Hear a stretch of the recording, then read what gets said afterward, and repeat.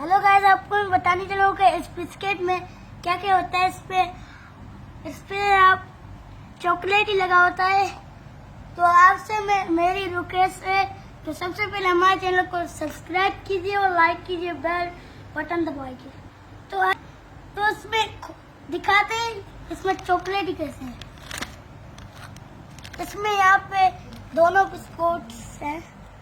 यहाँ पे ये यहाँ है, बाकी ये ओरियो इसकी नई कंपनी है। यहाँ पे नंबर लिखा होगा, यहाँ पे देखिए। तो आइए सबसे पहले हम इसको खोलते हैं।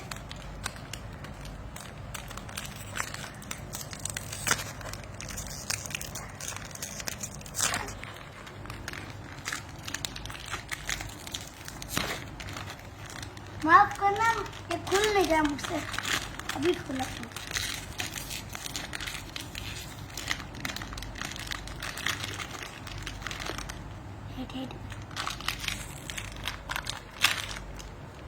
लो जी, खोल गया। तो चलिए आपको हम इसके बारे में बताते हैं।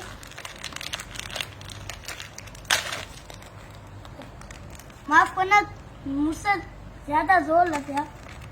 मैं इसको अभी हूँ। ओके, जैसे कि आप देख रहे हैं ये चॉकलेट इसमें निकला है।